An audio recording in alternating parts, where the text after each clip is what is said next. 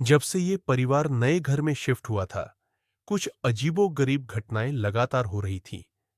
अजीब शुरुआत एक रात, मां ने गुस्से में पिता को मारा और चेहरे पर एक अजीब सी मुस्कान आ गई। फिर पिता ने कुछ महसूस किया, जैसे किसी ने कमरे में कदम रखा हो, लेकिन वहां कोई नहीं था।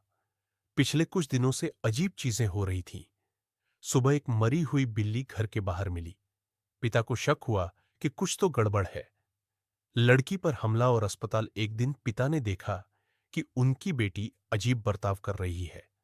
गुस्से में आकर उन्होंने उसे घर से बाहर फेंक दिया और वो बेहोश हो गई। उसे तुरंत अस्पताल ले जाया गया। वापसी पर रास्ता ब्लॉक था।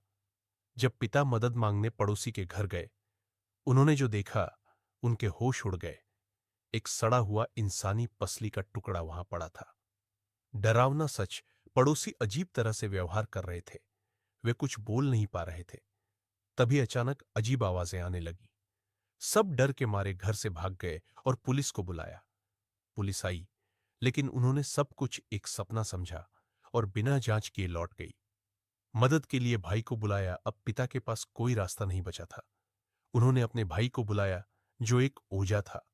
भाई ने जांच के बाद बताया, ये वही शैतान है जिससे मेरी पिछली लड़ाई अधूरी रह गई थी। शैतान ने कसम खाई थी, मैं तुम्हारे पूरे परिवार को खत्म कर दूंगा।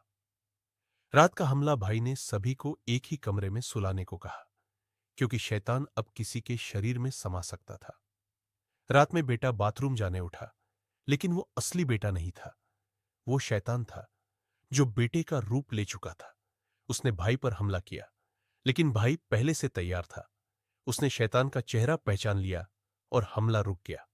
पवित्र जल और बड़ा खुलासा। अगली सुबह भाई ने सभी को पवित्र जल दिया। सिर्फ बड़ी बेटी ने उसे नहीं पिया। भाई समझ गया, शैतान अब बड़ी बेटी के शरीर में है। उसने पिता को चेतावनी दी, अब हर कदम सोच समझ कर उठाना, क्योंकि खतरा बहुत बड़ा है। आखिरी मोड़ जब वो एयरपोर्ट पर भाई को लेने गया, तो भाई ने कहा, मैंने तुम्हें बुलाया ही नहीं था। अब पिता समझ गया, शैतान ने जाल बिछाया है। और तभी एक ग्रुप लोगों ने उनकी कार को घेर लिया। क्या पिता और उसका भाई शैतान को हरा पाएंगे, या पूरा परिवार तबाह हो जाएगा?